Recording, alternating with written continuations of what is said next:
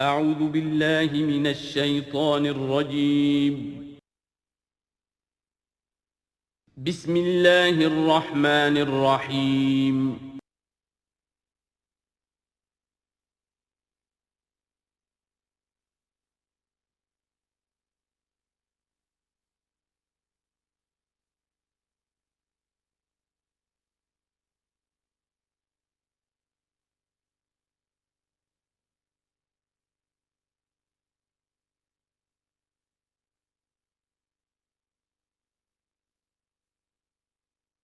اعوذ باللہ من الشیطان الرجیم بسم اللہ الرحمن الرحیم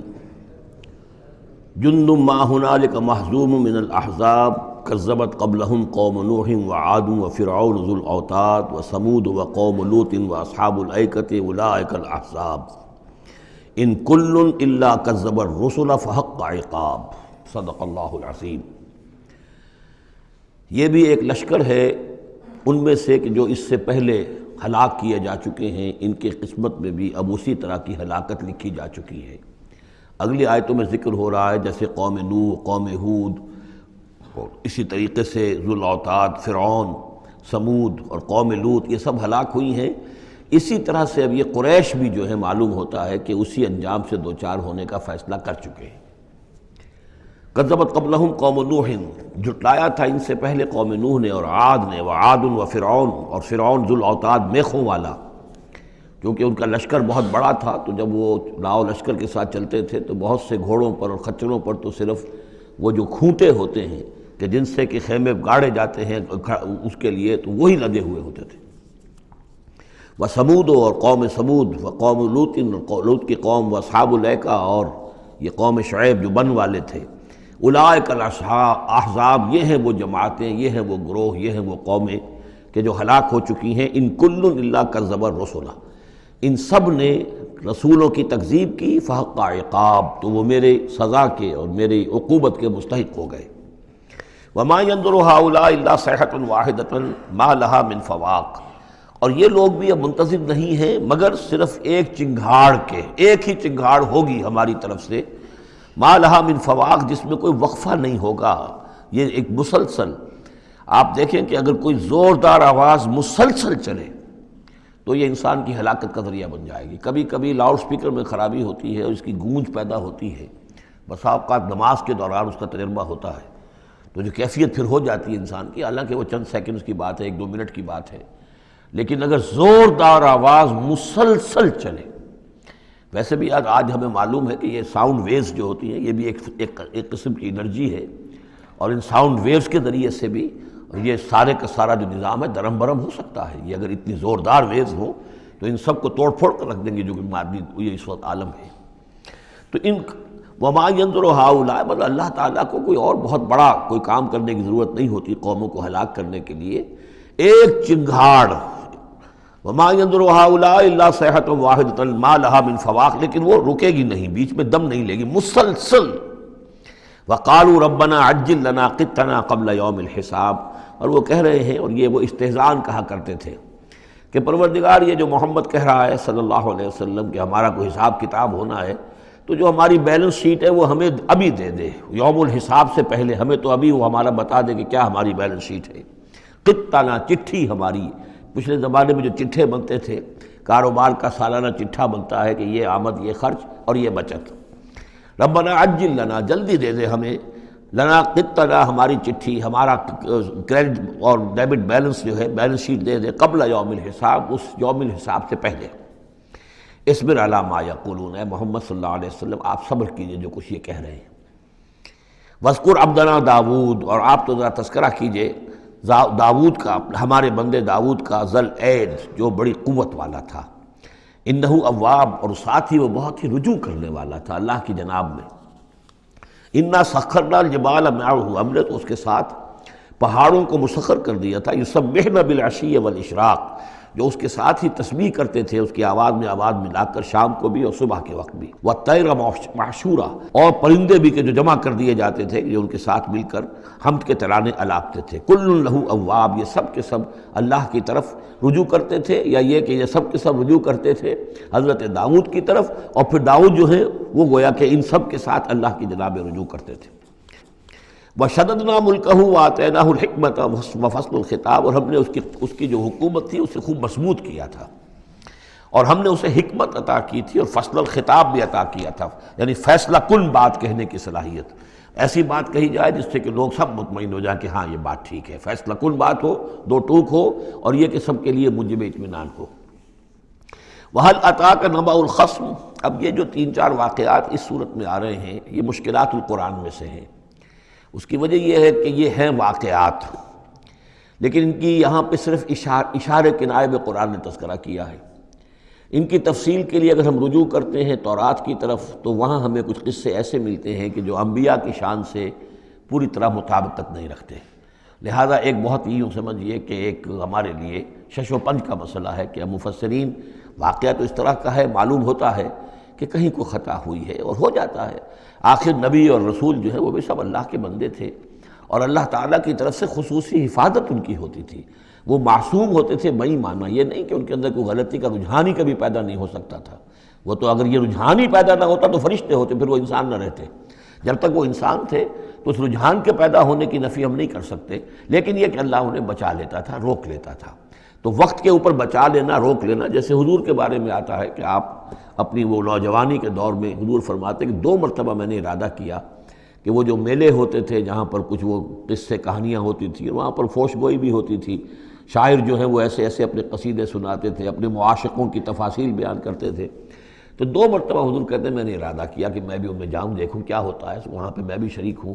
لیکن دونوں مرتبہ یہ ہوا کہ فاصلے پر ہوتا ہوگا، ظاہر بات ہے کہ عین مکے میں تو نہیں تھا وہ، تو جیسے عکاس کا بازار جو ہے وہ ذرا فاصلے پر لگتا تھا، تو راستے ہی میں کہیں تھوڑی دیر آرام کرنے کے لیے بیٹھے ہیں اور نیند آ گئی ہے، ساری رات سوتے رہے، صبح آنکھ کھلی ہے، تو اللہ تعالیٰ نے بچا لیا کہ وہاں جانے کی شکل ہی پیدا نہیں ہوئی، حالانکہ ابھی نبوت آپ کو، ویسے تو نبی پیدائشی نبی ہوتے ہیں، نبوت تو حضور فرماتے ہیں کہ مجھے مل چکی تھی جبکہ ابھی آدم کی روح جو ہے وہ ان کے جسد میں پھونکی نہیں گئی تھی، والآدم بین الروح والجسد، تو عالم ارواح میں بھی نبی کی روح جو ہے وہ تو اپنی اسی امتیازی شان کے ساتھ تھی، لیکن یہ کہ نبوت کا ظہور ہوا ہے جب آپ کی عمر 40 برس کی ہوئی ہے، لیکن اس سے پہلے بھی بچپن میں بھی اور لڑکپن میں بھی اور اس کے بعد آگے جو ہے جوانی اور نوجوانی میں بھی اللہ پوری طرح حفاظت کرتا ہے، لیکن حفاظت کا مطلب یہی ہے کہ کوئی غلط بات کا ارادہ اگر پیدا ہو بھی جائے کسی وجہ سے تو اللہ تعالیٰ ایسے انتظامات کر دیتا ہے کہ اس کی تکمیل کی نوبت نہیں آتی۔ اب یہ جو ایک واقعہ ہوا ہے حضرت داؤد علیہ السلام کا، اس کے پیچھے جو قصہ بیان کیا گیا ہے جو تورات میں ہے، وہ تو یہ ہے کہ ان کی بہت سی بیویاں تھیں، یہ جو تعدد ازدواج 4 کی پابندی تو حضور کی شریعت میں آ کر ہوئی ہے، ورنہ اس سے پہلے تو آپ کو معلوم ہے بادشاہ لوگ جو ہوتے تھے ان کے حرم ہوتے تھے بڑے بڑے، تو حضرت داؤد علیہ السلام کا بھی بڑا حرم تھا، بیویاں تھیں بہت سی، لیکن اسی اثناء میں انہیں کسی اور عورت کے بارے میں ان کے دل میں خیال پیدا ہو گیا، رغبت ہوئی، اس سے وہ شادی کرنے کی خواہش پیدا ہوئی، اور وہ کسی شخص کے نکاح میں تھی۔ اس خیال کا دل میں آنا جو ہے بس اس کے اوپر ٹوکنے کے لیے کہ تم کیا سوچ رہے ہو، یہ غلط بات سوچ رہے ہو، اللہ تعالیٰ نے ایک شکل پیدا کر دی۔ وَهَلْ أَتَاكَ نَبَأُ الْخَصْمِ، اور کیا تمہارے پاس آ چکی ہے 2 دعوے داروں کی خبر، یعنی کچھ لوگ آئے تھے جن کا ایک مقدمہ تھا، ان کی خبر، اِذْ تَصَوَّرُوا الْمِحْرَابَ، جبکہ انہوں نے دیوار پھلانگ کر محراب میں، حجرے میں جہاں حضرت داؤد علیہ السلام اللہ کی عبادت میں یاد میں مشغول تھے وہاں پہنچ گئے، پہرے داروں وغیرہ سے سب سے بچ کر فصیل کو یا دیوار جو تھی اس کو پھلانگ کر آ گئے۔ اِذْ دَخَلُوا عَلَىٰ دَاوُودَ، اب جب وہ وہاں وہ تنہا اللہ کی یاد میں تھے، انہوں نے دیکھا اللہ داؤد نے کہ یہ 2 اشخاص آ گئے ہیں، فَفَزِعَ مِنْهُمْ، تو وہ ڈرے ان سے کہ پتہ نہیں کس نیت سے آئے ہیں، کس ارادے سے آئے ہیں، 2 انسان ہیں۔ قَالُوا لَا تَخَفْ، انہوں نے کہا کہ آپ ڈریں نہیں، خصمان بغى بعضنا علی بعض، ہم 2 ہیں ایک دوسرے کے مقابلے کے فریق، خصم کہتے ہیں جو ایک دوسرے کے بالمقابل ہوں، مخالف، ہم 2 مخالف ہیں، بغى بعضنا علی بعض، ہم میں سے کسی نے دوسرے پر زیادتی کی ہے، فاحکم بیننا بالحق، تو ہمارے مابین حق کے ساتھ فیصلہ کیجئے، ولا تشتت، اور دیکھیے اسے ٹالیے نہیں، آپ کہیں کہ کل آنا پرسوں آنا، یہ نہیں، یہ معاملہ ہمارا بڑا ایمرجنسی والا ہے، فوری طور پر ہم چاہتے ہیں کہ آپ ہمیں بتائیں۔ وَاهْدِنَا إِلَىٰ سَوَاءِ الصِّرَاطِ، اور سواء الصِّراط، اور ہمیں پھر ہدایت دیجیے سیدھے راستے کی طرف کہ کیا کون سی شکل بہتر ہے، کون سا راستہ صحیح ہے۔ إِنَّ هَٰذَا أَخِي، اب یہ جو مدعی تھا وہ کہہ رہا ہے یہ میرا بھائی ہے، لَهُ 99 نَعْجَةً، اس کے پاس 99 دمبیاں ہیں، یعنی اس کا جو ہے بہت بڑا جو ہے ریوڑ ہے اس کے پاس، وَلِيَ نَعْجَةٌ وَاحِدَةٌ، میری ایک ہی دمبی ہے۔ اصل میں اس تورات کے واقعے کو اگر ہم سمجھیں تو اس کا مطلب یہ ہے کہ ایک شخص کے پاس 99 بیویاں ہیں، میرے پاس صرف ایک بیوی ہے۔ فقال اکفلنیہا، اب وہ کہہ رہا ہے کہ یہ بھی مجھے دے دے۔ وعزنی فی الخطاب، اور اس نے مجھے دبا لیا ہے، یعنی دباؤ ڈال رہا ہے مجھ پر، پریشرائز کر رہا ہے۔ جو گفتگو کرتا ہے تو بڑے زوردار انداز میں کرتا ہے۔ قال لقد ظلمک بسؤالک، بسؤال ناجتک الی نعاجہ، حضرت داؤد نے فوراً کہا کہ یہ تو بڑی ظلم کی بات ہے، واقعتاً اس نے بہت ظلم کیا تمہارے اوپر کہ تمہاری دمبی جو ہے اب اس پر بھی اس کی نظر ہے، اور وہ اس کو چاہتا ہے تم سے لے لے اور اپنی دمبیوں میں اس کو بھی شامل کر لے، ریوڑ میں۔ وَإِنَّ كَثِيرًا مِنَ الْخُلَطَاءِ لَيَبْغِي بَعْضُهُمْ عَلَىٰ بَعْضٍ، اور یقیناً جن لوگوں کا معاملہ مشترک ہوتا ہے، قریبی رشتہ دار ہوتے ہیں، قرابت دار ہوتے ہیں، جس کو پنجابی میں شریکہ کہتے ہیں، یہ شریکے والوں میں ہوتا ہی ہے کہ ایک دوسرے پر کوئی زیادتی کر بیٹھتے ہیں۔ وَإِنَّ الْخُلَطَاءَ كَثِيرًا مِنَ الْخُلَطَاءِ لَيَبْغِي بَعْضُهُمْ عَلَىٰ بَعْضٍ، کوئی ایک دوسرے پر زیادتی کر بیٹھتے ہیں۔ إِلَّا الَّذِينَ آمَنُوا وَعَمِلُوا الصَّالِحَاتِ، سوائے ان کے کہ جو صاحب ایمان ہوں اور نیک عمل والے ہوں۔ وَقَلِيلٌ مَّا هُمْ، اور ایسے لوگ بہرحال کم ہوتے ہیں، زیادہ تعداد میں نہیں ہوتے۔ وَظَنَّ داؤد أَنَّمَا فَتَنَّاهُ، اس پر اچانک خیال آیا داؤد کو کہ یہ تو اصل میں سارا معاملہ جو ہے اللہ تعالیٰ نے مجھے آزمایا ہے، اللہ تعالیٰ نے در حقیقت مجھے متنبع کرنے کے لیے یہ ساری صورتحال جو ہے پیدا فرمائی ہے۔ انہیں اپنے اس خیال کے اوپر پھر جو تنبع ہوا، فاستغفر ربہ، تو انہوں نے استغفار کیا اپنے رب سے، وخر راکعا واناب، اور وہ گر پڑے سجدے کے اندر، رکوع کہہ دیجئے، سجدہ کہہ دیجئے، راکعا گر پڑا جھک کر، اور رجوع ہوا، اس نے اللہ تعالیٰ کی طرف اپنے آپ کو پوری طریقے سے متوجہ کر لیا۔ یہ آیت سجدہ ہے۔ یہ جو بھی اسرائیلی روایت اس سلسلے میں آئی ہے، اس کے ضمن میں حضرت عبداللہ ابن عباس رضی اللہ تعالیٰ عنہ کا ایک اثر بھی موجود ہے اسی نوعیت کا، یعنی ان کا قول بھی موجود ہے۔ اب یہ نہیں کہا جا سکتا کہ وہ مرفوع انہوں نے سنا ہو حضور سے، یا یہ کہ وہ صرف جو ہے روایت انہوں نے یہود سے سنی ہو اور اسی کو بیان کر دیا ہو، واللہ عالم۔ لیکن میں یہ سمجھتا ہوں کہ یہ چیز جیسے کہ ہم پڑھ چکے ہیں اس سے پہلے سورہ احزاب میں، حضور سے کہا گیا کہ اب آپ مزید شادی نہیں کریں گے، وَلَوْ أَعْجَبَكَ حُسْنُهُنَّ، وہاں پر بھی کوئی پردہ تو نہیں ڈالا گیا۔ ہو سکتا ہے کہ کوئی خاتون جو ہے آپ کی طبیعت میں آمادگی پیدا ہو جائے کہ آپ اس سے نکاح کریں، لیکن اب آپ خواہ وہ آپ کو پسند بھی آ جائیں، لیکن آپ اب نکاح نہیں کریں گے۔ تو یہ جو انسانی تقاضے ہیں، ظاہر بات ہے کہ انبیاء کا معاملہ جو ہے، جیسے کہ میں نے عرض کیا، بشریت تو ان کے ساتھ ہوتی ہے اور بشری تقاضے بھی ہوتے ہیں، لیکن نبی معصوم ہوتا ہے اس معنی میں کہ ان کا اس طرح کا کوئی اگر خیال ہو بھی جائے تو اس کی تکمیل اللہ نہیں ہونے دیتا، حفاظت کر لیتا ہے، اسی کا نام ہے عصمت انبیاء۔ فغفرنا لہ ذلک، تو ہم نے وہ جو بھی معاملہ تھا ہم نے معاف کر دیا اسے۔ وَإِنَّ لَهُ عِندَنَا لَزُلْفَىٰ، اور وحسن مآب، اور یقیناً ہمارے پاس داؤد کا لیے بہت اونچا مرتبہ ہے اور بہت اچھا ٹھکانہ ہے، جہاں وہ جب لوٹ کر آئے گا تو بہت اعلیٰ مقام ہم عطا کریں گے۔ یا داؤد انا جعلناک خلیفۃ فی الارض، ہم نے کہا کہ اے داؤد ہم نے تمہیں زمین میں خلیفہ بنایا ہے، تمہیں حاکم بنایا ہے۔ فاحکم بین الناس بالحق، تو لوگوں میں جو فیصلے کرو معاملات کے حق کے ساتھ کرو۔ ولا تتبع الہویٰ، اور دیکھو اپنی خواہش کی پیروی نہ کرو۔ فیضلک عن سبیل اللہ، اگر اپنی خواہش کی پیروی کرو گے پھر تو وہ تمہیں لازماً گمراہ کر دے گی، بھٹکا دے گی اللہ کے راستے سے۔ ان الذین یضلون عن سبیل اللہ لہم عذاب شدید، یقیناً وہ لوگ جو بہک جاتے ہیں یا بھٹک جاتے ہیں اللہ کے راستے سے، ان کے لیے تو بڑا سخت عذاب ہے۔ بما نسوا یوم الحساب، یہ بھٹکنا ہوتا اسی لیے ہے کہ انہیں آخرت یاد نہیں رہتی، بسبب اس کے کہ وہ بھول جاتے ہیں حساب کے دن کو۔ وہ یوم آخر اگر یاد رہے، آخرت کی زندگی کا یقین رہے، تو پھر انسان جو ہے سیدھا رہتا ہے۔ وما خلقنا السماء والارض وما بینہما باطلا، اور ہم نے جو کچھ کے آسمانوں میں ہے اور زمین میں ہے اور جو کچھ ان کے مابین ہے اسے بیکار پیدا نہیں کیا۔ اب یہ وہی لفظ آ گیا ہے دوبارہ جو سورہ آل عمران میں تھا، ربنا ما خلقت ھذا باطلا سبحانک فقنا عذاب النار۔ اس کے علاوہ سورہ مومنون میں آ چکا ہے، افحسبتم انما خلقناکم عبثا وانکم الینا لا ترجعون۔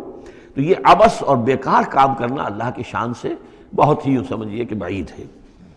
ذالک ظن الذین کفروا، یہ گمان تو ان لوگوں کا ہے جنہوں نے کفر کیا ہے۔ فویل للذین کفروا من النار، تو ہلاکت اور بربادی اور تباہی ہے ان کافروں کے لیے آگ کی۔ ام نجعل الذین آمنوا وعملوا الصالحات کالمفسدین فی الارض، ذرا یہ سوچیں کیا ہم ان لوگوں کو جو ایمان لائے اور جنہوں نے نیک عمل کیے بنا دیں گے ویسا جیسا کہ وہ لوگ ہیں کہ جنہوں نے زمین میں فساد مچایا؟ یعنی یہ سوچو کہ دنیا میں کچھ لوگ ہیں نیکوکار ہیں، بھلائی کے کام کر رہے ہیں، کچھ ہیں بدماش ہیں، شریر ہیں، بد امنی پیدا کرتے ہیں، لوٹ مار کرتے ہیں، لوگوں پر ظلم کرتے ہیں، تو اگر آخرت نہ ہو تو پھر تو بڑا ظلم ہو گیا۔ یہ نیکوکار تو گھاٹے میں رہ گئے، بدماش عیش میں رہے، جن کے لیے کوئی اسکروپلز نہیں ہے، کوئی اصول نہیں ہے، ان کے لیے نہ دیانت ہے، نہ امانت ہے، کچھ نہیں ہے، جہاں داؤ لگ جائے، جہاں ہاتھ پڑ جائے وہ حاصل کرنے کے لیے تیار ہے، اپنی تمام خواہشات کی جو ہے وہ تکمیل کرنے کے لیے ہر دم جو ہے وہ تیار ہیں، دیکھتے نہیں جائز ہے کہ ناجائز ہے، تو وہ تو پھر نفع میں رہے۔ اگر کوئی آخرت نہیں ہے تو پھر نفع میں وہ رہے، گھاٹے میں یہ رہے جو بیچارے بچ بچ کر چلتے ہیں، کسی کا دل نہ میں دکھا دوں، کسی کا حق نہ مار لوں، کسی پر زیادتی نہ کر بیٹھوں، میں حلال کھاؤں، جائز کھاؤں، محنت سے اور سچ بولوں، جھوٹ نہ بولوں، وہ تو پھر گھاٹے میں رہیں گے۔ آخرت ہونا لازمی ہے، اس کا تو مطلب یہ کہ پھر دنیا بیکار پیدا ہوئی۔ اگر آخرت نہیں ہے تو پھر انسانی زندگی کا، خصوصاً انسان میں جو اخلاقی حس ہم نے پیدا کی ہے، یہی تو ہے جو حیوان میں اور انسان کے درمیان بہت بڑا فرق ہے۔ ان کی جبلت ہے صرف، باقی کوئی اخلاقی حس ان کے اندر نہیں، لیکن انسان کے اندر تو اخلاقی حص ہے، جبلت بھی ہے اور اخلاقی حص بھی ہے۔ تو اس اخلاقی حص کا نتیجہ کیا نکلا؟ الٹا نکل رہا ہے، تو نتیجتاً دلغوش ہونا چاہیے۔ ام نجعل الذین آمنوا وعملوا الصالحات کالمفسدین فی الارض ام نجعل المتقین کالفجار، کیا ہم اپنے متقی بندوں کو برابر کر دیں گے ان فاجروں اور فاسقوں کی؟ کتاب انزلناہ الیک مبارک، یہ کتاب ہے قرآن جو اے نبی ہم نے آپ پر نازل کی ہے، مبارکن بہت بابرکت ہے۔ یہ برکت کے لفظ کو یہاں سمجھ لیجئے، برکہ عربی زبان میں کہتے ہیں کسی شے میں سے اس کے خیر کو نکالنے والی شے، وہ برکت ہے۔ کوئی شے پوٹینشلی آپ میں ہے لیکن یہ کہ وہ ڈورمنٹ پڑی ہوئی ہے، سوئی ہوئی ہے، اور اس کو آپ ایکسپلائٹ نہیں کر رہے، استعمال نہیں کر رہے، آپ کو اس کا شعور بھی نہیں ہے، احساس بھی نہیں ہے۔ کوئی شے جو آپ کو اس کا احساس دلا دے، پھر آپ اپنی اس صلاحیت کو استعمال کریں، ایکسپلائٹ کریں، اسے بروئے کار لائیں، وہ شے برکت والی ہوئی۔ تو یہ لفظ آتا ہے قرآن مجید میں، یا تو بام مبارکہ، باران رحمت، بارش برستی ہے، زمین میں وہ پوٹینشل رویدگی موجود ہے، ڈورمنٹ ہے، بیج پڑے ہوئے ہیں، پانی آتا ہے، جذب ہوتا ہے، آسموسس شروع ہوتا ہے، پانی داخل ہوتا ہے بیج کے اندر، وہاں کو حرکت شروع ہوتی ہے، اب وہاں سے وہ جو رویدگی نکل رہی ہے اور وہ بیج جو ہے اس سے اب 2 پتیاں نکلی ہیں، تو مام مبارکہ۔ اسی طرح یہ کتاب مبارک ہے اس معنی میں کہ انسان کے اندر اللہ نے جو خیر ودیت کیا ہوا ہے، موجود ہے، اس کی روح میں ہے نور تجلی بھی اسی خاک میں پنہاں، غافل تو نرا صاحب ادراک نہیں ہے، وہ ہے تمہارے اندر، لیکن یہ کہ وہ ڈورمنٹ ہے، اس کو نکال کر برآمد کرنا، اس کو سامنے لانا، اس نیکی کو بروئے کار لانا، اس روح کی اور روحانیت جو ہے اس کی نشو و نما، اس کا پروان چڑھنا، یہ اس کتاب کا نتیجہ ہے۔ تو یہ کتاب مبارک ہے، کتاب انزلناہ الیک مبارک لیدبروا آیاتہ ولیتذکر اولو الالباب، یہ مبارک ہے، بابرکت ہے، تاکہ وہ تدبر کریں اس کی آیات پر، اور تاکہ جو ہوش مند لوگ ہیں وہ اس سے سبق حاصل کریں۔ وَوَهَبْنَا لِدَاوُودَ سلیمان، اور ہم نے داؤد کو سلیمان جیسا بیٹا عطا کیا، نعم العبد، بہت ہی اچھا بندہ تھا ہمارا، انہ اواب، اور یقیناً وہ بھی ہماری طرف رجوع کرتا رہتا تھا، ہماری طرف ہی رجوع رہتا تھا، توجہ رکھتا تھا، گیان دھیان ہمارے ساتھ لگائے رکھتا تھا۔ اذ ورد علیہ بالعشی الصافنات الجیاد، جب یہ کہ شام کے وقت ان کے سامنے پیش کیے گئے، یعنی جیسے انہوں نے پہلے ہم پڑھ چکے ہیں کہ انہوں نے اپنی فوجوں کی انسپیکشن کی تھی، تو وہ فوجیں کہ جو انسانوں کی بھی تھی، جنوں کی بھی تھی، یوزعون، ان کی ریجیمنٹس بنائی گئی تھیں، بٹالینز بنائی گئی تھیں، اس میں پرندے بھی تھے۔ اسی طریقے سے اب یہ جو گھوڑے رکھے ہوئے تھے جہاد کے لیے، ظاہر بات ہے کہ گھوڑے، کیولری جو ہے وہ تو زمانے میں اصل شے تھی، تو اس کو انہوں نے جو شام کے وقت انسپیکشن پریڈ کوئی ہوئی گھوڑوں کی، تو وَإِذْ عُرِضَ عَلَيْهِ بِالْعَشِيِّ الصَّافِنَاتُ الْجِيَادُ، بہت ہی عمدہ، بہت اعلیٰ نسل والے، بہت عمدہ جو گھوڑے تھے، ان کو اس کے سامنے پیش کیے گئے، معائنہ کر رہے تھے حضرت سلیمان۔ فَقَالَ إِنِّي أَحْبَبْتُ حُبَّ الْخَيْرِ عَنْ ذِكْرِ رَبِّي، ہوا یہ کہ اس میں کچھ دیر ہو گئی، شام کا وقت تھا اور سورج جو ہے وہ غروب ہو گیا، عصر کی نماز ان کی قضا ہو گئی،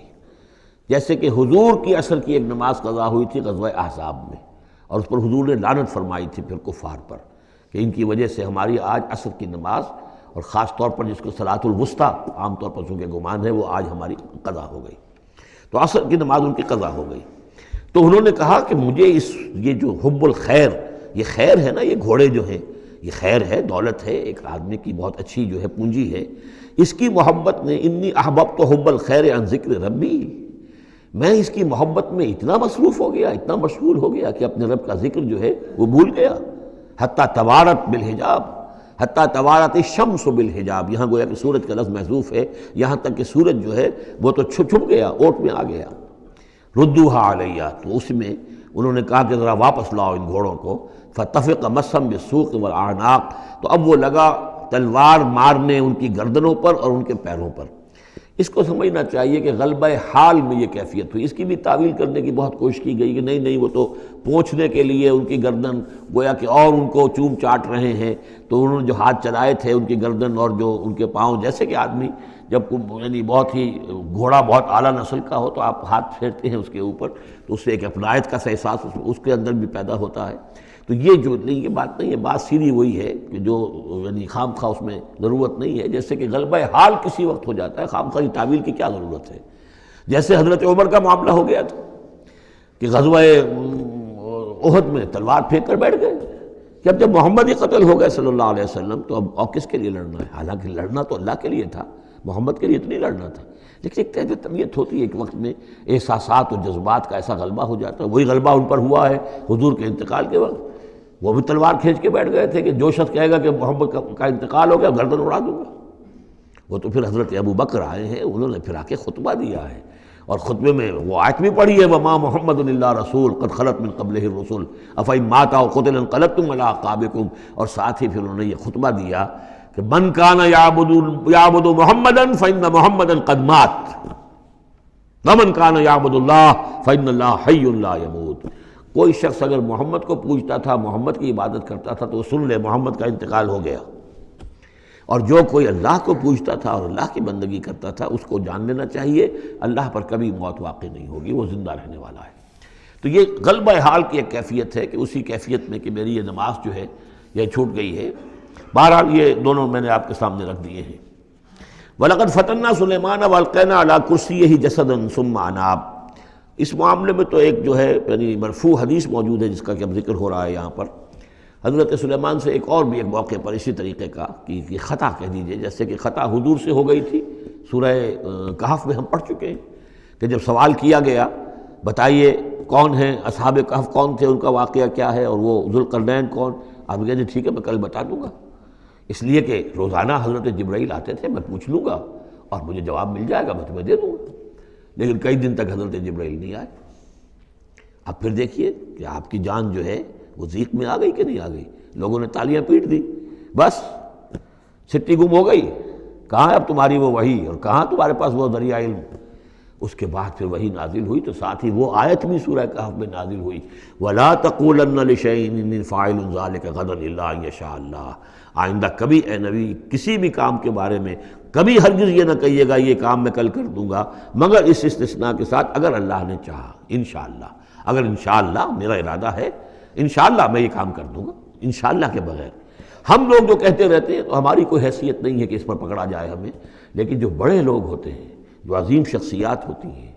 تو ان کے لیے یہ معاملہ جو ہے وہ اتنا ہی سخت ہوتا ہے اللہ کا، پھر ان کی گرفت بھی ہوتی ہے تو چھوٹی چیز پر ہوتی ہے، بڑے لوگوں کی چھوٹی چیز پر بھی بڑی سخت گرفت ہوتی ہے، یہ قاعدہ قانون ہے۔ تو اسی طرح کا معاملہ انشاءاللہ ہی کہنے کا معاملہ ہو گیا ہے کہ جو بھول گئے یا کسی وجہ سے حضرت سلیمان کا اصل میں ان کا کوئی معاملہ ہوا، اپنے کچھ سپہ سالاروں سے ناراض ہوئے ان سے، اور انہوں نے سمجھا کہ شاید تم یہ سمجھتے ہو کہ میری جو طاقت اور حکومت ہے وہ تمہارے ہی بل پر قائم ہے، میں آج اپنی تمام ازواج کے پاس جاؤں گا اور ان سب سے میں صحبت کروں گا اور سب سے جو ہے وہ اولاد ہوگی، اور میرے اتنے جو ہیں وہ جوان ہاتھ پھر پیدا ہو جائیں گے تاکہ یہ کہ میں تمہارا شاید اتنا پھر میں دستے نگر نہ رہوں۔ اس طرح سے انہوں نے کچھ کہا، اور ساری اس ایک رات میں اپنی تمام بیویوں کے ساتھ انہوں نے صحبت کی، لیکن یہ کسی بیوی کو حمل نہیں ہوا، ایک کو ہوا تو اس کا بھی کوئی بچہ جو ہے ادھورا سا، وہ 7 ماسہ ہوگا 6 ماسہ ہوگا، وہ پیدا ہوا، دائی نے لا کر ان کے تخت پر رکھ دیا، اور شاید اس کا چرچا بھی ہو گیا تھا کہ انہوں نے یہ بات کہی تھی، تو اب پورے گویا کے درباریوں میں بھی اس کی شہرت تھی کہ دیکھیں اب کیا ہوتا ہے ان کے ساتھ، تو اس معاملے میں انہیں کچھ سبکی اٹھانی پڑی، وہ ہے وہ واقعہ جو یہاں بیان ہو رہا ہے۔ وَلَقَدْ فَتَنَّا سُلَيْمَانَ، اور اسی طرح ہم نے فتنے میں ڈالا تھا سلیمان کو، وَأَلْقَيْنَا عَلَىٰ كُرْسِيِّهِ جَسَدًا ثُمَّ أَنَابَ، اور ہم نے اس کے تخت پر ایک ایسا جسد لا کر لوتھڑا سا ڈال دیا تھا، وہ دائی نے لا کر ڈالا کہ یہ وہ آپ کی جو تھی قسم اس کا یہ نتیجہ ہے اللہ کی طرف سے۔ لیکن یہ کہ بہرحال انہوں نے اس پر بھی توبہ کی، بلکہ یہاں تک روایت میں آتا ہے کہ فرشتے نے یاد بھی دلانے کی کوشش کی انہیں کہ انشاءاللہ کہیے، لیکن کیا اس وقت کیا کیفیت تھی ان کی جذباتی کہ انہوں نے وہ بات نہیں کہی، اور اس پر پھر اللہ تعالیٰ نے گویا کہ تنبیہ کرنا ضروری سمجھا۔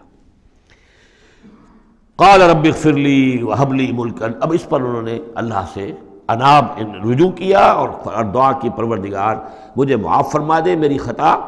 وہب لی ملکا لا ينبغی لأحد من بعدی، اور مجھے ایسی حکومت عطا فرما، تیرا جو مجھ پر کرم ہے اور میرے والد پر جو کرم تو نے کیا، جو ہم دونوں پر احسانات کیے ہیں، یہ دعا ہم پڑھ چکے ہیں، رب اعوذنی ان اشکر نعمتک التی انعمت علی وعلی والدی وان اعمل صالحا، یہ حضرت سلیمان کی دعا پہلے آ چکی ہے۔ وَهَبْ لِي مُلْكًا لَا يَنبَغِي لِأَحَدٍ مِّن بَعْدِي، مجھے ایسی حکومت عطا فرما کہ جو میرے بعد کسی اور کے لیے ممکن نہ ہو۔ اور یہ واقعہ ہے کہ ان کی جو حکومت تھی وہ جنات پر بھی تھی، ان کی حکومت ہوا پر بھی تھی، ان کا قانون پرندوں پر بھی چل رہا ہے۔ اس اعتبار سے واقعتاً یہ مثالی ہے ایک معاملہ، لا ينبغی لأحد من بعدی، میرے بعد پھر کسی اور کو اس طرح کی حکومت نہ ملے، تو اس طرح کی حکومت پھر اللہ تعالیٰ نے کسی اور کو نہیں دی۔ اللہ نے ان کی اس دعا کو قبول فرمایا، انک انت الوہاب، یقیناً تو ہی ہے دینے والا، عطا کرنے والا۔ فسخرنا لہ الریح تجری بامرہ رخاء حیث اصاب، تو ہم نے ہوا کو بھی اس کے لیے مسخر کر دیا، اس کے حکم پر وہ چلتی تھی، اس کے حکم سے چلتی تھی، بڑی ہی نرمی اور آہستگی کے ساتھ جہاں بھی وہ پہنچنا چاہتا تھا، یعنی ہوا کی ڈائریکشن بھی ان کے اختیار میں، اور وہ ہوا جو ہے پھر ان کے سفینوں کو لے کر سمندروں کے اندر بھی جدھر وہ جانا چاہتے تھے وہ آرام کے ساتھ لے کر جاتی تھی۔ وَشَيَاطِينَ كُلَّ بَنَّاءٍ وَغَوَّاصٍ، اور ہم نے مسخر کر دیے تھے اس کے لیے وہ شیاطین یعنی جنات، کل بنائن جو سب کے سب بنانے والے تھے، عمارتوں کے بنا، بنا کہتے ہیں معمار کو۔ بنا حسن البنا شہید رحمۃ اللہ علیہ، ان کا خاندانی پیشہ جو ہے وہ تعمیر، وہ معمار خاندان سے تھے، اور عربوں میں کوئی اس میں آر نہیں ہوتا۔ آپ سعودی عرب میں جائیں گے سقا، اب وہاں پہ کوئی صاحب ہوں گے جن کے جد امجد جو ہیں وہ حرم کے اندر کہیں پانی پلاتے تھے لوگوں کو، ساقی کے کام کر، سقا، وہ اپنے نام کے ساتھ سقا لکھتے، انہیں کوئی وہ نہیں۔ خباز نان بائی خاندان چلا رہا ہے، خبازوں کا خاندان ہے، نان بائی ہے، تو کام کے اندر تو پیشے میں عیب نہیں رکھیے نہ فرحات کو نام، سیدھی سی بات ہے۔ تو وہ بنا، وہ ان کے لیے تھے معمار، وغواص، اور غوطہ خور، غوطہ کرنے والے، سمندروں میں غوطہ لگا کر اور وہاں سے موتی وغیرہ نکالنے والے، وآخرین مقررین فی الاسفاد، جو لوگ تو رہتے تھے، اور کچھ اور قوم ہوتی تھی کہ جو جکڑی ہوئی زنجیروں میں، یہ جنات کی طاقت جو ہے ایک نفری وہ ہوتی تھی جو رکھی رہتی تھی کہ جہاں ایمرجنسی میں ضرورت ہو تو پھر ان کو وہاں سے استعمال کیا جائے۔ ھذا عطاؤنا، اور ہم نے ان سے کہہ دیا تھا اے سلیمان یہ ہماری عطا ہے تمہارے لیے، فمنن او امسک، چاہو تو یہ تقسیم کرو لوگوں کے اندر، لوگوں پر احسان بھی کرو، اور چاہو تو اپنے پاس رکھو بغیر حساب۔ بہرحال ہم نے اس پر حساب کوئی نہیں رکھا، ہم تم سے اس پر کوئی حساب نہیں لیں گے۔ وَإِنَّ لَهُ عِندَنَا لَزُلْفَىٰ وَحُسْنَ مَآبٍ، اور یقیناً اس کے لیے ہمارے پاس بہت اونچا رتبہ بھی ہے اور بہت عمدہ ٹھکانہ بھی ہے، جب وہ لوٹ کر آئیں گے تو ان کو وہاں پر بہت عمدہ ٹھکانہ ملے گا۔ وَاذْكُرْ عَبْدَنَا أَيُّوبَ إِذْ نَادَىٰ رَبَّهُ أَنِّي مَسَّنِيَ الشَّيْطَانُ بِنُصْبٍ وَعَذَابٍ، اور ذرا یاد کیجئے، ذکر کیجئے حضرت ایوب کا علیہ السلام، ہمارا بندہ ایوب، جب اس نے پکارا اپنے رب کو، انی مسنی الشیطان بنصب وعذاب، کہ شیطان نے مجھے چھوت لگا دی ہے، بڑی تکلیف اور ایذا اور تکلیف، اور اس کی بیماری تھی، جلدی کوئی بیماری تھی جس کی وجہ سے سارا جسم جو ہے گل گیا تھا، اور اس درجے اس میں کوئی تعفن بھی تھا، کیڑے بھی پڑ گئے تھے کہ ان کی اہلیہ، بیوی، بچے ایک وقت تک تو انہوں نے خدمت کی جب تک کی، پھر بعد میں آ کر سب ہمت ہار کر ان کو چھوڑ کر چلے گئے تھے۔ تو گویا کہ اس قسم و پرسی کے عالم میں پھر انہوں نے یہ دعا کی، تو اللہ تعالیٰ نے فرمایا کہ ارکض برجلک، ذرا اپنا پاؤں مارو زمین پر، ھذا مغتسل، یہ اب تمہارے اس ایڑی کے جو زور سے جو چشمہ ہم نے نکال بہایا ہے، یہ تمہارے نہانے کے لیے ہے، بارد و شراب، ٹھنڈا ہے، اور پینے کے لیے بھی ہے۔ تو شاید جس کو ہم کہتے ہیں گندھک کا کوئی چشمہ نکل آیا ہو، جو کہ جلدی امراض کے لیے چشمے ہوتے ہیں جہاں جاتے ہیں لوگ، جلدی امراض کے لوگ جا کر وہاں جا کر نہاتے ہیں تو اس سے شفا ہوتی ہے، تو اللہ نے اس کے اندر وہ شفا ان کے لیے رکھ دی، وہ ٹھیک ہو گئے۔ وَوَهَبْنَا لَهُ أَهْلَهُ وَمِثْلَهُم مَّعَهُمْ، اب پھر ان کی اولاد بھی اور ان کی اہل و عیال سب واپس بھی آ گئے، اور یہ کہ مزید بھی ہم نے انہیں اور اہل و عیال عطا کیے، مِثْلَهُم مَّعَهُمْ رحمتاً منا، یہ سب ہماری جانب سے رحمت کا مظہر تھا، وذکریٰ، اور یاد دہانی اور نصیحت، لِأُولِي الْأَلْبَاب، ہوش مند لوگوں کے لیے۔ وَخُذْ بِيَدِكَ رِزْقًا، کسی موقع پر اپنی بیوی سے ناراض ہو کر ان کہا تھا کہ میں تمہیں 100 کوڑے لگاؤں گا یا 100 تمہیں ماروں گا کمچیاں، تو غصے میں آ کر اب وہ قسم کھا لی اس کے اوپر. لیکن یہ کہ اب جب ٹھیک ہو گئے، بیوی بھی آ گئی، اب کیا کریں، وہ اس قسم توڑیں یا اس قسم کا کیا شکل کریں؟ تو اللہ نے اس کے لیے بھی انہیں ایک شکل بتا دی کہ سینکوں کا ایک تھبا لے لو، جیسے جھاڑوواں ہوتی تھی پرانے زمانے میں، تو اس میں وہ 100 اگر سینکیں ہیں تو وہ لے لو، خذ بیدک ضغصاً، تم لے لو اپنے ہاتھ میں سینکوں کا ایک مٹھا، فاضرب بہ، اور اس سے ایک ضرب لگا دو، ولا تحنث، اس سے یہ کہ تمہاری وہ قسم ٹوٹے گی نہیں، وہ 100 وہ جو ہیں کمچیاں ایک ہی مرتبہ لگ جائیں گی. انا وجدناہ صابرا، ہم نے اسے اپنا صبر کرنے والا بندہ پایا. نعم العبد، کیا ہی عمدہ وہ اچھا بندہ تھا ہمارا. انہ اواب، یقیناً وہ بھی ہماری طرف رجوع کرنے والا انسان تھا. واذکر عبادنا ابراہیم و اسحاق و یعقوب اولی الایدی والابصار، اور تذکرہ فرمائیے ہمارے بندوں ابراہیم کا اور اسحاق کا اور یعقوب کا، وہ بھی تھے بڑے ہاتھوں والے، یعنی بڑے ان کے یعنی قوتوں والے، والابصار، اور آنکھوں والے، مشاہدہ بھی، غور و فکر بھی، ہاتھوں والے بھی، طاقت والے بھی. انا اخلصناہم بخالصۃ ذکر الدار، ہم نے ان سب کو خالص کر لیا تھا ایک خالص شے کے لیے. ایک خالص شے کون سی ہے؟ آخرت کے گھر کی یاد دہانی. یعنی وہ لوگوں کو ہمیشہ متوجہ کرتے رہتے تھے کہ اصل زندگی آخرت کی زندگی ہے. انا اخلصناہم بخالصۃ، ایک خالص شے کے لیے ہم نے انہیں خالص کر لیا تھا. یعنی ان کی زندگی میں اب ایک ہی، جیسا کہ میں نے بارہا عرض کیا ہے کہ جو اللہ کا بندہ اس مقام پر پہنچ جائے، پھر واقعہ یہ ہے کہ اسے دنیا کی دولت سے دلچسپی نہیں، دنیا کی کسی اور دوسری چیز کی طرف رغبت نہیں. اس کے وقت کا، اس کا ایک ایک منٹ، اس کی توانائی جو بھی اللہ نے اس کو دی ہے، اس کا خون کا ایک ایک قطرہ وقف ہو جاتا ہے پھر اس کام کے لیے کہ خلق خدا کو خدا کی طرف بلائے، اللہ کی طرف بلائے، اور انہیں بچائے آخرت کے انجام سے، برے انجام سے. اس کے سوا کیا ہو؟ جیسے ہمارے شیخ معین الدین اجمیری رحمۃ اللہ علیہ، وہ آئے تھے ہندوستان میں، اگر اس وقت آ کر بیٹھے ہیں اجمیر میں، جبکہ اجمیر ابھی جو ہے وہ کفر کا گڑھ تھا، راجپوتوں کا مرکزی مقام. اس لیے کہ شیخ علی حجویری جو لاہور میں ہیں، جن کو داتا گنج بخش کہتے ہیں، وہ تو اس وقت آئے ہیں لاہور میں جبکہ لاہور اسلامی حکومت میں شامل ہو چکا تھا. لیکن یہ کہ یہ معین الدین اجمیری، کیونکہ ابھی تک مسلمانوں کی حکومت وہاں تک نہیں پہنچی تھی، جو سمجھیے اجمیر جو ہے وہ تو راجپوتوں کا گڑھ، اور اس میں جو ہے وہاں جا کر بیٹھ کے اللہ کا بندہ اور دعوت دے رہا ہے، اور کاروبار تو کوئی کرنے نہیں آئے تھے وہ، بلکہ یہ کہ اللہ کی طرف بلانا. تو اس کے لیے ہم نے خالص کر لیا تھا. جو بھی اللہ کا بندہ اپنے آپ کو اس کے لیے خالص کر لے، وہ گویا کہ اللہ تعالیٰ کے مصطفین میں سے ہو جاتا ہے. وہ لفظ آگے آ رہا ہے، انا اخلصناہم بخالصۃ ذکر الدار وانہم اننا لمن المصطفین الاخیار، اور یقیناً وہ ہمارے ہاں، ہمارے نزدیک وہ بڑے چنے ہوئے لوگ ہیں، اچھے لوگوں میں سے، نیک لوگوں میں سے چنے ہوئے لوگ، چنیدہ لوگ. جو شخص اپنی زندگی کا ہدف اسی کو بنا لے، مقصد اسی کو بنا لے، جینا مرنا اسی کے لیے ہو جائے، تو ظاہر بات ہے کہ اللہ تعالیٰ کے یہاں پر اس کا اونچا مقام ہے. وَاذْكُرْ اسماعیل والیسع وذا کفل، اور ذکر کیجئے اسماعیل کا بھی اور یسع. اب ان کے بارے میں صحیح طور پہ ہم کچھ نہیں کہہ سکتے، یہ دو جو ہیں یسع اور ذوالکفل. ذوالکفل کے بارے میں تو میں عرض کر چکا ہوں کہ ایک گمان یہ ہے، اور مجھے اس سے اتفاق ہے کہ یہ گوتم بدھ کی طرف اشارہ ہے، وہ اللہ کے نبی تھے. ذوالکفل، پے یہاں فے سے بدل گیا ہے. کپل وستو کا شہزادہ،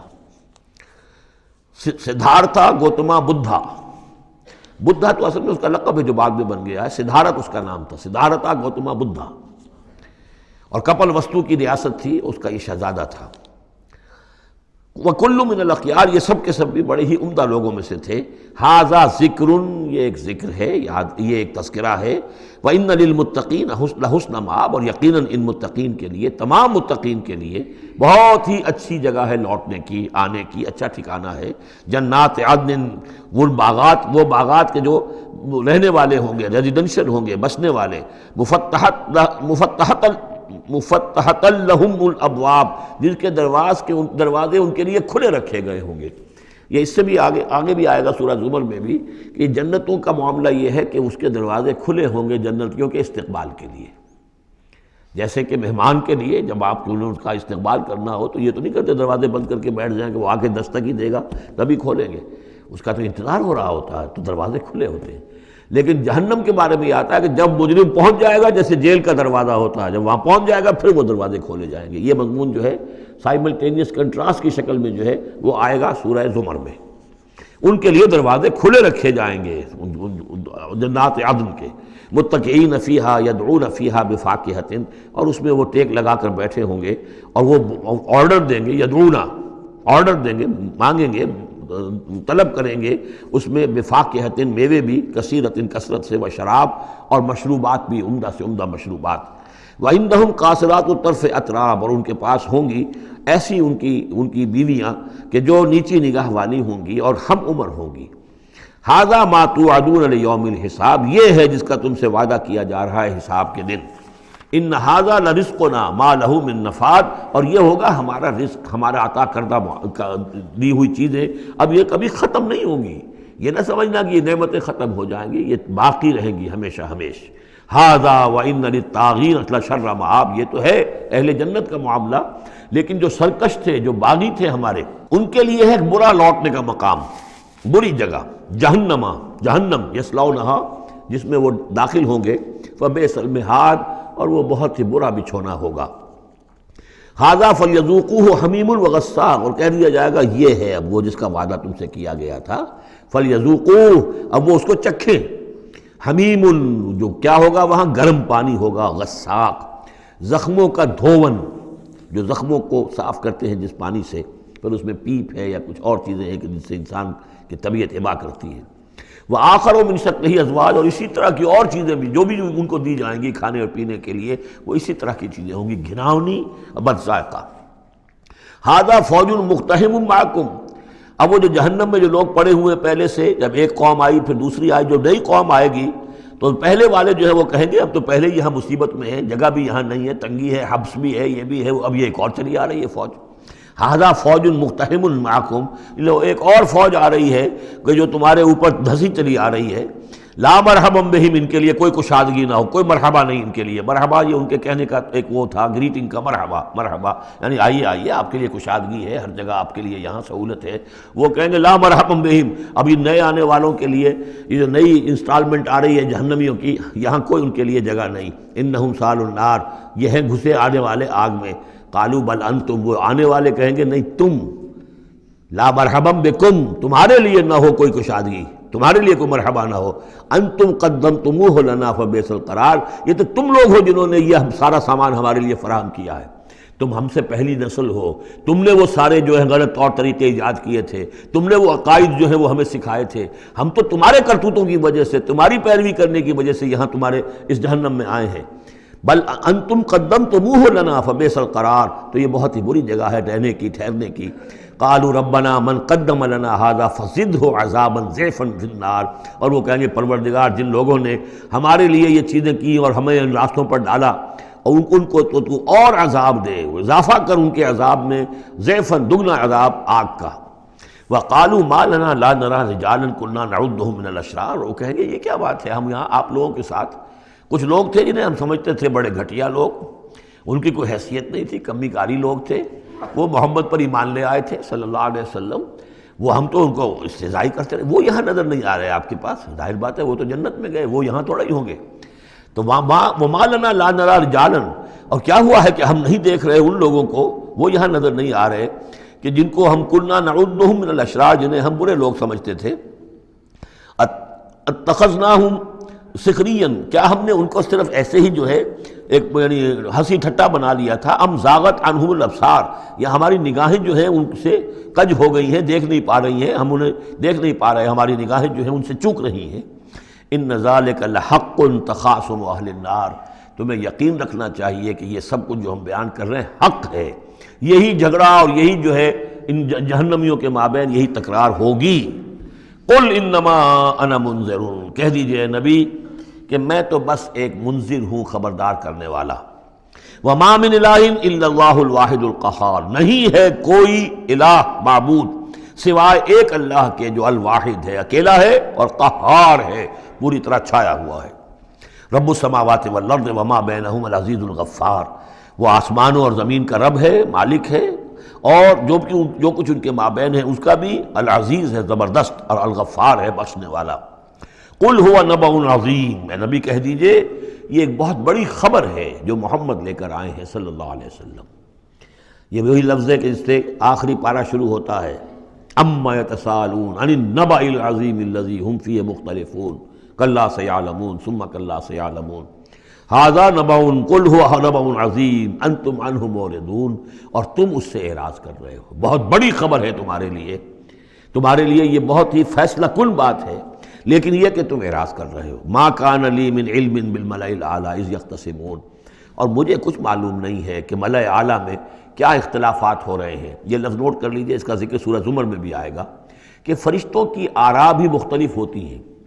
اور وہ بھی کسی کی رائے ہوگی کہ اب عذاب بھیج دیا جانا چاہیے، کوئی سوچتا ہوگا کہ نہیں ابھی اور تاخیر ہونی چاہیے، تو اس طرح سے آپس میں کچھ گفتگو کرتے ہیں۔ ہوتا وہ جو آخری فیصلہ اللہ کرتا ہے، لیکن ظاہر بات ہے کہ وہ بھی عاقل ہستیاں ہیں، تو ان کا بھی ان کے ہاں جو ہے وہ کوئی آراء ہوتی ہے، تو آراء کے اندر کبھی کبھی اختلاف بھی ہو جاتا ہے۔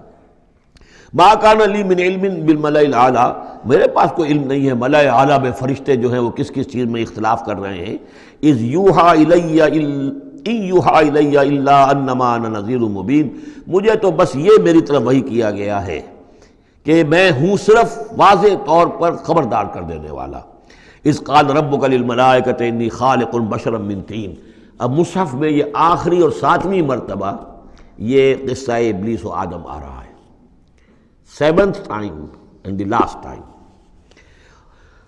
جب کہا تھا آپ کے رب نے فرشتوں سے کہ میں بنانے والا ہوں ایک بشر من طین، ایک انسان بنانے والا ہوں مٹی سے،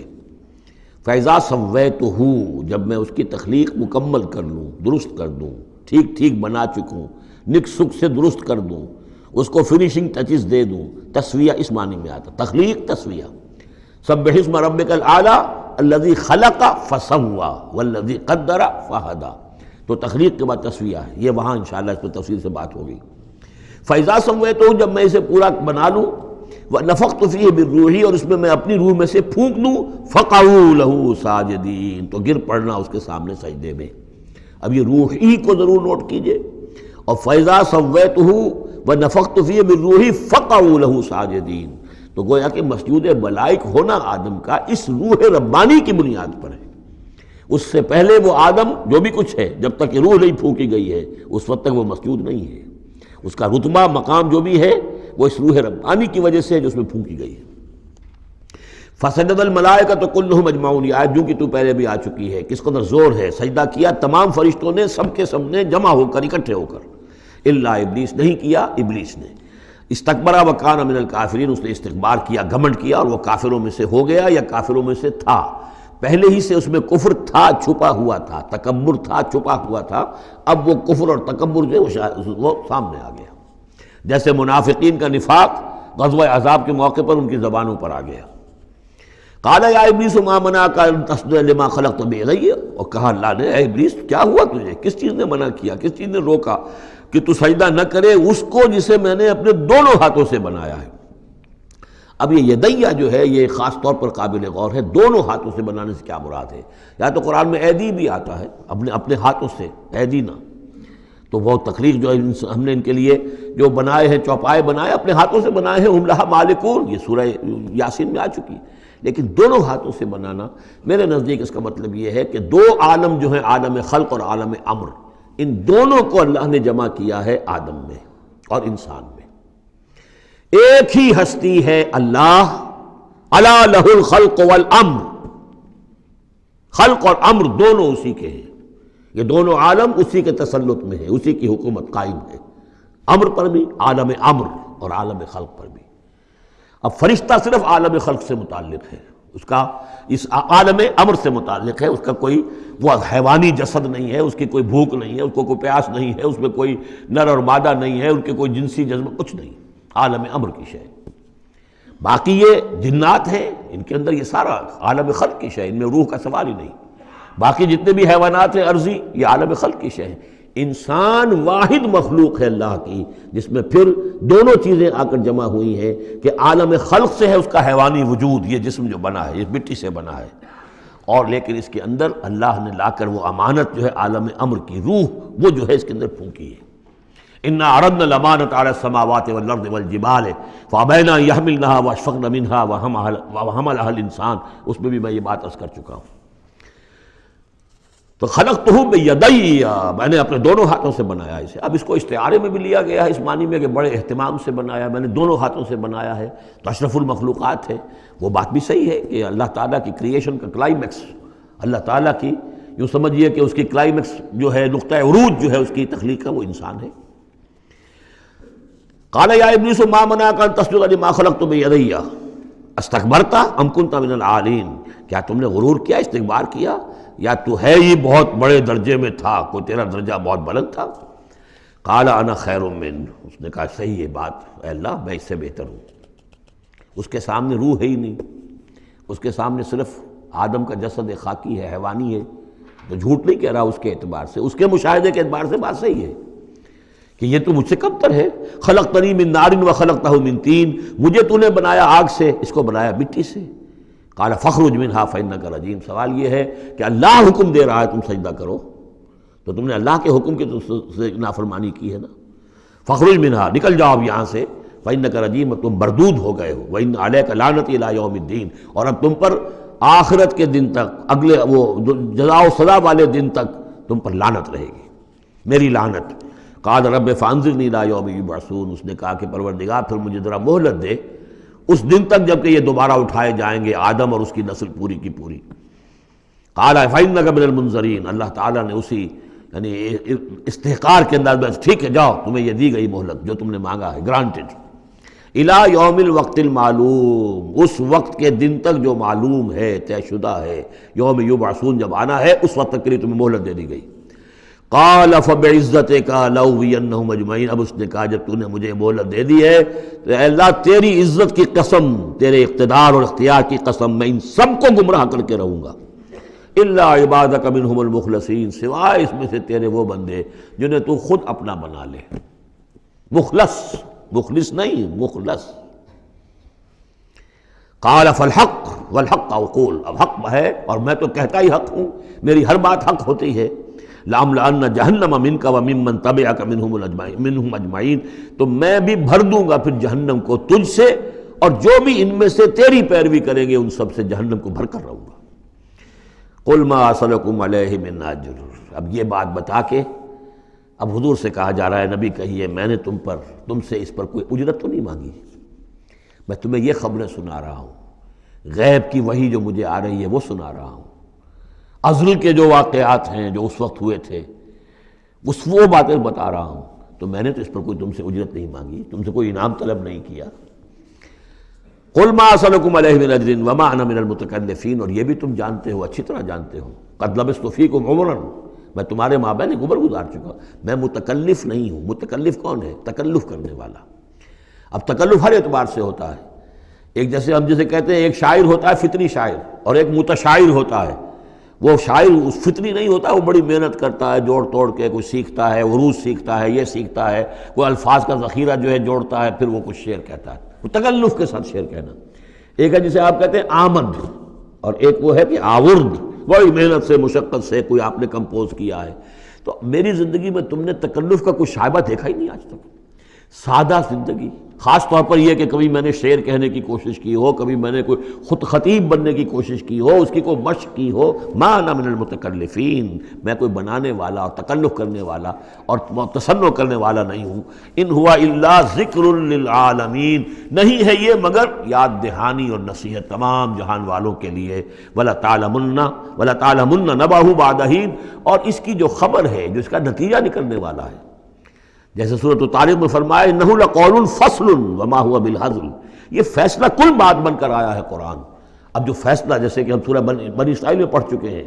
وبالحق انزلناہ وبالحق نزل، ہم نے حق کے ساتھ نازل کیا اور حق کے ساتھ یہ نازل ہوا ہے۔ اب فیصلہ ہوگا، اسی کی ترازو میں قوموں کی تقدیریں تلیں گی اور فیصلے ہوں گے۔ جیسے کہ حدیث ہے حضرت عمر بن الخطاب سے رضی اللہ تعالی عنہ کہ حضور نے فرمایا ان اللہ یرفع بہذا الکتاب اقواما ویضع بہ آخرین، اللہ تعالیٰ اسی کتاب کی بدولت قوموں کو عروج پر پہنچائے گا اور اسی کو ترک کرنے کی وجہ سے قعر مذلت میں گرا دے گا۔ تو فرمایا ولا تعلمن نبأہ بعد حین، کچھ دیر کے بعد اس کی اصل خبر ان کو پہنچ جائے گی کہ اس کا نتیجہ کیا نکلتا ہے۔ یہاں وہ 5 صورتیں ختم ہو گئی ہیں اس دوسرے، بلکہ جیسا کہ میں نے عرض کیا تھا کہ یہ جو گروپ ہے چوتھا، یہ 13 صورتیں مکیات ہیں اس کے اندر۔ ان میں 5 ہیں یہ سورہ یاسین بالکل وسط میں، ان 5 میں 2 ادھر ہیں، دونوں الحمدللہ سے شروع ہوئی ہیں، سورہ سبا، سورہ فاطر۔ دو ادھر ہیں سورہ صافات اور صاد، اس میں بھی صاد آیا ہے، صافات کے ساتھ اس کی مناسبت ہے۔ اس کے بعد 8 صورتیں وہ آ رہی ہیں کہ جن کو ہم سمجھیں گے اس جو اس وقت کا ترتیب ہے مصحف کی، کہ کورسپونڈنگ ترتیب جو ہے وہ ہے سورہ الفرقان سے لے کر اور سورہ سجدہ تک جو 8 صورتیں آئی تھیں، گویا کہ اسی طرح کی 8 صورتیں یہ آ رہی ہیں۔ ان میں بھی 7 وہ تھیں کہ جو حروف مقطعات سے شروع ہوئیں، 4 الف لام میم سے، 2 طاسین میم سے، 1 طاسین سے، البتہ ایک وہ تھی جو بغیر حروف مقطعات کے شروع ہوئی ہے، سورۃ الفرقان۔ یہاں بھی یہ ایک سورت جو شروع ہو رہی ہے سورہ زمر، یہ بغیر حروف مقطعات کے ہے، باقی 7 صورتیں جو ہے حامیم حامیم حامیم حامیم، ان میں سے ایک جو ہے وہ حامیم عین سین قاف، لیکن حامیم کا سلسلہ چلے گا۔ یہ 7 صورتیں در حقیقت ایک سیکونس میں ہیں، اور لیکن یہ بھی ہے معنوی طور پر یہ بھی اسی میں شامل ہے۔ اور ان میں سے اب یہ سمجھ لیجئے کہ جو پہلی 4 صورتیں ہیں ان کا مرکزی مضمون ہے توحید عملی۔ ایک ہے توحید عقیدے کی توحید، اللہ کو ایک ماننا اکیلا، لا ضد لہ ولا ضد لہ ولا مثل لہ ولا مثال لہ ولا مثیل لہ، اس کے جیسا کوئی نہیں ہے، نہ صفات کے اعتبار سے نہ ذات میں، کوئی اس کا کفر نہیں ہے، لم یلد ولم یولد، یہ سب کیا ہی عقیدہ ہے۔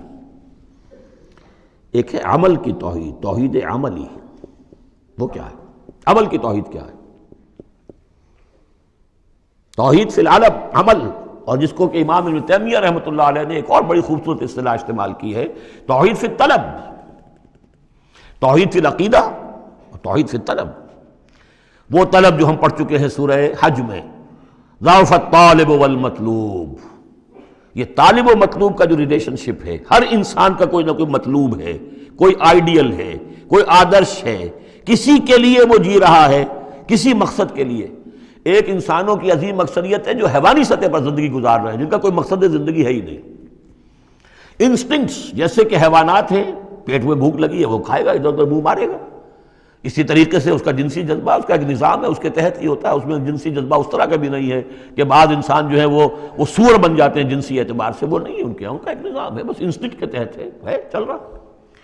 تو جو لوگ صرف اسی پر کھانا پینا، بچے پیدا کرنا، ان کو پال دینا، اگر یہ کام کر رہے ہیں، کوئی ان کی زندگی میں مقصد ہے ہی نہیں، تو وہ نرے حیوان ہیں، انسان ہے ہی نہیں۔ اولئک کالانعام بل ھم اضل، وہ چوپایوں کے مانند ہیں بلکہ ان سے بھی گئے گزرے ہیں۔ انسان کہلانے کا مستحق کم سے کم وہ شخص ہے کہ جس نے زندگی میں کوئی نہ کوئی مقصد معین کیا ہو۔ کس لیے جینا ہے، کس لیے مرنا ہے، زندگی کاہے کے لیے؟ وہ مقصد تو کیا ہے؟ اصل میں تو کیا تھا؟ اپنے رب کو چاہو، اس سے محبت کرو، اس کو مطلوب بناؤ، تمہارا مطلوب صرف اللہ ہو، لا مطلوب الا اللہ، لا مقصود الا اللہ، لا محبوب الا اللہ۔ یہ تھا جس کے لیے تمہیں جینا تھا، اسی کے لیے تمہیں مرنا تھا۔ ان صلاتی و نسکی و محیای و مماتی للہ رب العالمین۔ جس شخص کی یہ توحید نہیں ہے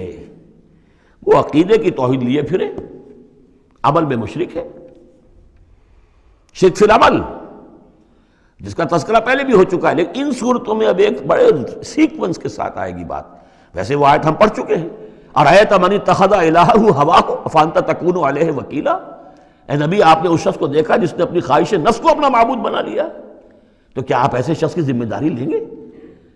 وہ کہتا تو ہے اپنے آپ کو میں موحد ہوں، اپنی خواہشات نفس، اپنے نفس کے کسی مطالبے کو پورا کر رہا ہے۔ یہ دیکھے بغیر کہ اللہ نے اس کو حلال کیا یا حرام کیا ہے، تو اس کا معبود تو اس کا نفس ہے، اللہ کہاں ہے؟ ہاں اللہ کے لیے بھی جا کے نماز پڑھ لیتا ہے، لیکن دوسری طرف وہ نفس کو اپنا معبود بنا کے شرک کر رہا ہے، کہتا ہے لا الہ الا اللہ، تعویذ کو وہ اس کے جو ہے باقاعدہ تسبیح کر رہا ہے، ضربے لگا رہا ہے، جبکہ اس کا معبود اس کا نفس ہے۔ اسی طریقے سے حدیث میں آیا تعیس عبد الدینار و عبد الدرہم، ہلاک ہو جائے یا ہلاک ہو گیا درہم و دینار کا بندہ۔ نام عبد الرحمن ہے، حقیقت میں عبد الدینار ہے، اس لیے کہ دینار کے لیے حلال اور حرام کی ساری اس نے تقسیم ختم کر دی ہے۔ ڈالر آئے، پیٹرو ڈالر آئے، کچھ اور آئے، دولت آئے، چاہے حلال سے آئے، حرام سے آئے، جائز سے آئے، ناجائز سے آئے، یہ تو پھر معبود کون ہوا؟ دولت۔ ہندو میں اور آپ میں فرق کیا ہے؟ ہندو نے دولت کی دیوی بھی بنا کر ایک رکھ لی ہے، وہ لکشمی بائی ہے ان کی، اس کو پوجتے ہیں، دنڈوت کرتے ہیں، اس کی کرپا ہو جائے گی تو دولت ہو جائے گی۔ ہم نے کہا ہٹاؤ اس تکلف کو، اس لکشمی بائی کو ہٹاؤ، سیدھے دولت کو پوجو، تو دولت کے پجاری تو ہم ہیں۔ یہ جو توحید ہے، توحید عملی، اس کا جو پہلا نقطہ ہے اللہ کی بندگی کی توحید، توحید فی العبادت، بندگی صرف اللہ کی ہو، یعنی کل کی کل اطاعت اس کے لیے ہو، باقی اطاعت اس کی اطاعت کے تابع ہو۔ باپ کا حکم مانو، ہاں، جو شریعت کے خلاف نہ ہو مانو، ماں کا مانو، استاد کا مانو، حاکم کا مانو، جو حکم اللہ کے حکم کے منافی نہ ہو۔ لا طاعت لمخلوق فی معصیت الخالق، مخلوق میں سے کسی کی اطاعت نہیں ہوگی جس سے کہ خالق کی معصیت لازم آ رہی ہو۔ اگر یہ نہیں ہے اور مخلوق میں سے کسی کی بھی اطاعت آپ نے قبول کر لی ہے جس میں کہ خالق کی معصیت آ رہی ہے تو یہ شرک ہے، چاہے وہ مخلوق آپ کا اپنا نفس ہو، چاہے وہ کوئی حکام ہو، چاہے وہ کوئی اور ادارہ ہو، کوئی بھی ہو، وہ سب طاغوت ہیں۔ تو پہلی یہ سورہ زمر ہے، اس میں آپ دیکھیں گے کس تکرار کے ساتھ بات آ رہی ہے، اللہ کی بندگی، لیکن اس کے لیے اپنی اطاعت کو خالص کرتے ہوئے بندگی۔ چند آیتیں اس کی ہم پڑھ لیتے ہیں، ویسے یہ کہ وقت بہت کم ہے۔ بسم اللہ الرحمن الرحیم، تنزیل الکتاب من اللہ العزیز الحکیم۔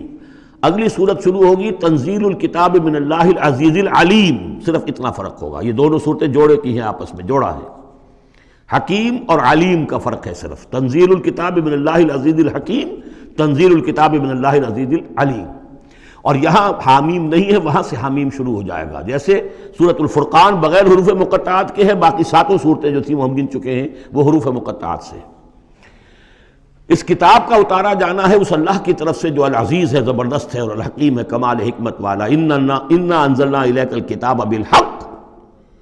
اے محمد ہم نے آپ پر یہ کتاب اتاری ہے حق کے ساتھ۔ فاعبد اللہ مخلصا لہ الدین، بس بندگی کرو اللہ کی، اس کے لیے اپنی اطاعت کو خالص کرتے ہو۔ بندگی ہو رہی ہے، نمازیں پڑھی جا رہی ہیں، عمرے ہو رہے ہیں، حج ہو رہے ہیں، یہ ہو رہا ہے، وہ ہو رہا ہے، اور طاغوت کی اطاعت بھی ہو رہی ہے، حرام خوری بھی ہو رہی ہے، جو کچھ سارا کچھ چل رہا ہے ہماری زندگیوں کے اندر، سودی لین دین بھی ہو رہا ہے، وہ سب کیا ہے؟ یہ تو خالص بندگی تو نہ ہوئی اللہ کی، یہ تو بڑی پالیوٹڈ ہے، اس کے اندر تو بڑی بڑی گندگیاں شامل ہیں۔ فاعبد اللہ مخلصا لہ الدین، اس کے لیے اپنی اطاعت کو خالص کرتے ہو۔ الا للہ الدین الخالص، آگاہ ہو جاؤ، اللہ کے ہاں قبول ہے صرف وہ اطاعت جو خالص ہو۔ کچھ آدھی اللہ کی آدھی کسی اور کی، دفع کرو، وہ آدھی یہ بھی اسی کو دے دو۔ اللہ بہت غیور ہے، وہ قبول نہیں کرتا۔ میرا بننا ہے تو پورے میرے بنو، یا ایھا الذین آمنوا ادخلوا فی السلم کافہ، اسلام میں داخل ہونا پورے کے پورے آنا پڑے گا۔ اور اگر تم نے یہ کیا، افتؤمنون ببعض الکتاب وتکفرون ببعض، ہماری کتاب کے ایک حصوں کو مانا، ہماری شریعت کے بعض احکام کو مانا اور بعض کو ٹھکرا دیا، پاؤں تلے رون دیا۔ فما جزاء من يفعل ذلك منكم الا خزي في الحیاۃ الدنیا ویوم القیامۃ یردون الی اشد العذاب۔ تو جو لوگ یہ طرز عمل اختیار کریں گے ان کی سزا اس کے سوا کچھ نہیں کہ دنیا کی زندگی میں ذلیل و خوار کر دیے جائیں اور قیامت کے دن شدید ترین عذاب میں جھونک دیے جائیں۔ تو دنیا کی رسوائی تو ہمارے سامنے، ہمارے ماتھے پر لکھی ہوئی ہے۔ 150 کروڑ یا 130 کروڑ دنیا میں ہوتے ہوئے عزت نام کی کوئی شے ہمارے پاس نہیں۔ جو بھی بین الاقوامی معاملات ہیں ان میں کوئی ہم سے کوئی رائے لیتا ہی نہیں۔ الا للہ الدین الخالص، آگاہ ہو جاؤ کہ اللہ کے ہاں مقبول اگر ہوگا تو دین خالص۔ والذین اتخذوا من دونہ اولیاء، اور وہ لوگ جنہوں نے اللہ کے سوا کچھ اور کو اولیاء بنایا ہوا ہے، ما نعبدہم الا لیقربونا الی اللہ زلفیٰ، اور کہتے ہیں ہم نہیں ان کو نہیں پوجتے، ہم تو اصل میں اللہ ہی کو پوجتے ہیں، ان کو صرف اس لیے پوجتے ہیں کہ یہ ہمیں اللہ سے قریب کر دیں گے، یہ ہمارے یہ وسیلے ہیں، ان کے ذریعے سے ہم اللہ کے قریب ہو جائیں گے، اس لیے پوجتے ہیں۔ ان اللہ یحکم بینہم فیما ہم فیہ یختلفون، یقیناً اللہ تعالیٰ فیصلہ کر دے گا ان کے مابین ان تمام چیزوں میں جن میں یہ اختلاف کر رہے ہیں۔ ان اللہ لا یہدی من ہوا کاذب کفار، اللہ تعالیٰ ہرگز ہدایت نہیں دیتا ان کو جو جھوٹے ہوں اور ناشکرے ہوں، کفار۔ لو اراد اللہ ان یتخذ ولدا لاصطفیٰ مما یخلق ما یشاء سبحانہ، اگر اللہ کا واقعی ارادہ ہوتا کہ وہ کسی کو اولاد بنائے تو ٹھیک ہے، اپنے جو مخلوق ہے ان میں سے جس کو چاہتا چن لیتا،